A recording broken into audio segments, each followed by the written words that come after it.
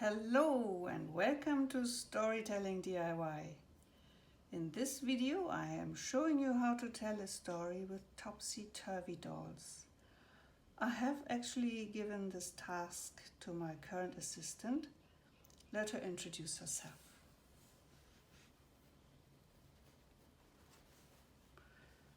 Guten Tag everybody. My name is Madeleine. But since my mother made me this wonderful red dress with its hood and cape, everybody calls me Little Red Riding Hood. I'm also carrying this very fashionable woven basket that I use when I visit my grandmother, who lives in a tiny house in a forest. Not so long ago, I went to see her with my basket full of bread, cheese, red wine and some low-sugar sweets. That day I will never forget. In the morning, Mum said that Granny had WhatsApped her that she was feeling a bit under the weather and that I should go visit her. In no time I was on my way. "Don't stray off the path," Mum called as I was leaving, and I decided not to look for berries and mushrooms that day or go meditating under my favorite tree. On the way, I met a really weird-looking guy who tried to start a conversation with me, but my body language told him clearly to leave me alone. Not long after, I arrived at Granny's house. She was in bed, which was an unusual sight to see since she was usually a very active senior with lots of activities that she did on and offline, especially since her blog on living off-grid had taken off.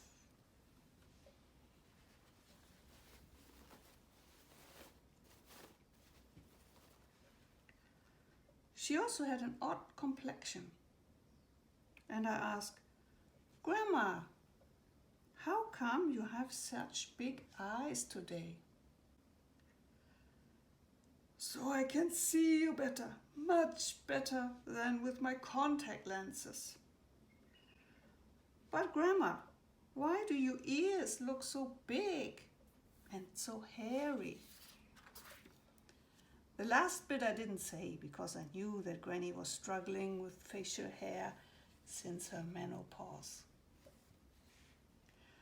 "So I can hear you better," was her answer in a somewhat hoarse voice. She did seem to come down with something. "But Grandma, why do you have such big teeth?" "Told you to get implants rather than dentures." Again, I left out the last part. After that, it all got a bit blurry. I think she said, "So I can eat you better." But that did not make much sense to me.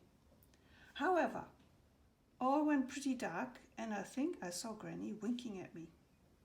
Before long, I was kind of flying through the air together with Granny and we landed on her hand-woven rug.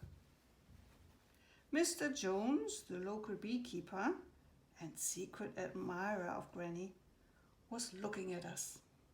"Thank God you are all right." "What happened, dear?"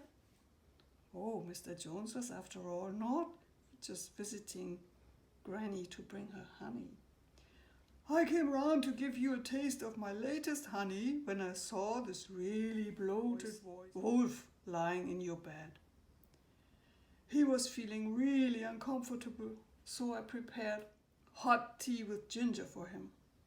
After he drank it, he gave an incredible burp. And out you flew. And off he ran in a real gallop. I don't think we will see him ever again." "Oh, John, thank you so much for saving us." Granny gave him a big hug and a kiss. Ooh la la. Anyway, that really was a day to remember.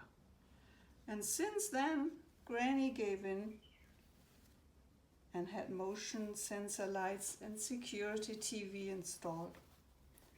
All solar powered, of course. Topsy Turvy Dolls are fun and they are always handmade.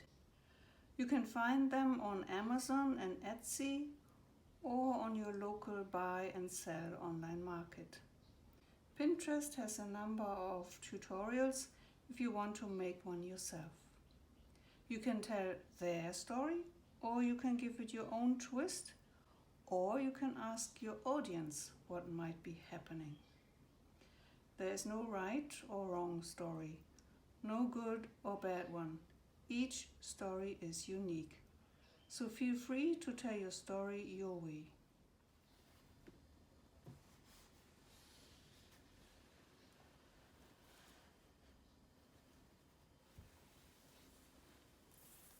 And here is my other assistant today. Bonjour tout le monde. I am Marcel, also known as Puss in Boots because of my unusual footwear. Gudrun asked me to tell you my story from my perspective. Here goes. I used to live in a mill. It was a very busy life because mice just love to sneak into the grain storage and stuff themselves. They were pretty easy prey once they had eaten or overindulged really.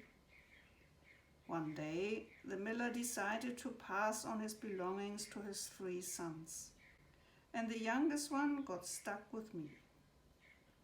Nobody asked me, by the way. Antoine, that was his name, was a sort of an emotional guy, and his inheritance, which he thought was next to nothing, really upset him. So this is where I came in. And since we are in the middle of a fairy tale, I could talk to him, cat to human. Don't get upset, mate, I said. Let me handle it, just give me a pair of boots and a sack. By the way, I got the rest of my trashy clothings later in life. So off I went and caught me a rabbit, which I then took to the king. I didn't even have to make an appointment. Cool. I gave him the rabbit saying, "My lordship Antoine Boeuf Bourguignon is sending you this present as a token of his appreciation." "I am rather pleased with that," the king replied and gave me a pat on the shoulders, never wondering why a talking cat with boots on came to visit him.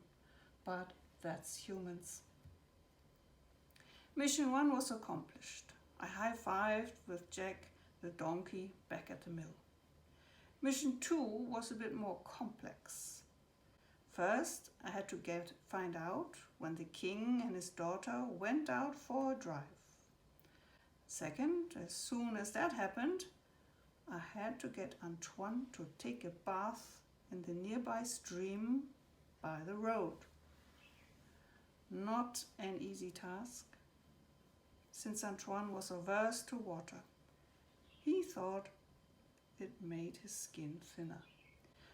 But never mind, I managed to get him into the water, then stuck his clothing under a rock out of sight.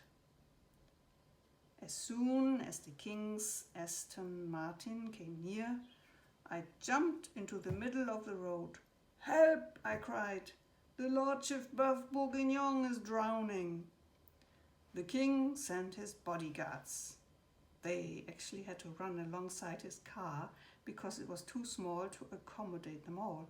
So he sent his bodyguards who got Antoine out of the rather shallow waters. "Someone has stolen all his clothing," I continued the soap opera, and the princess couldn't help getting a sneak peek before her father held his hand in front of her eyes. Fortunately for Antoine, the king always had a change of clothes with him, which he put on.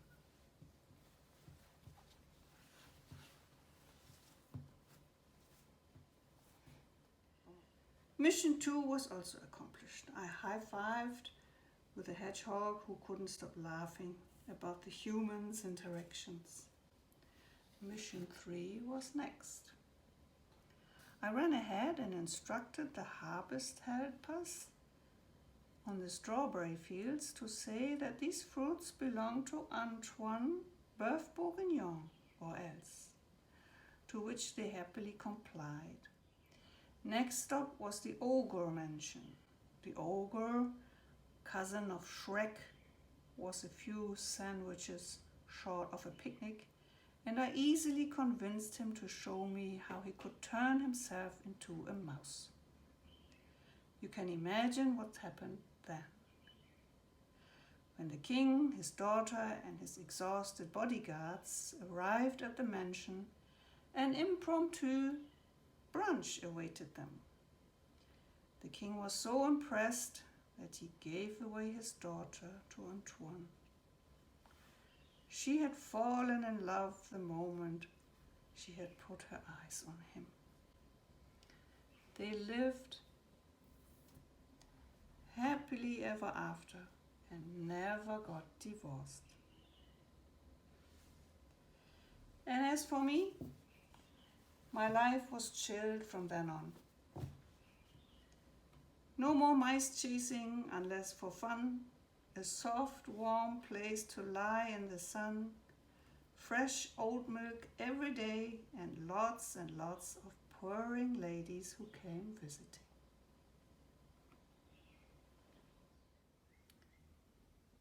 The fun thing about traditional fairy tales is that you can change them any way you want. You can change the time the story happens, the names, the behavior, and you can even make the baddies good and the goodies bad. This is Cinderella. She's from Australia. She told me this morning that she was too tired to tell her story because ever since she got married, they had been partying every night and she needed a rest. Cinderella sometimes dressed up like a farm girl to go out and remain unrecognized. For partying, however, she gets all dressed up.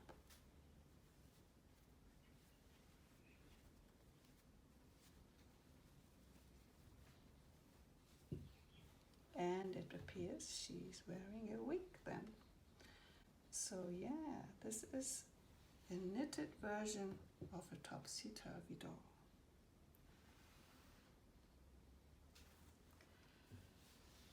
We say cheerio to all of you. Thanks for watching and have a nice day.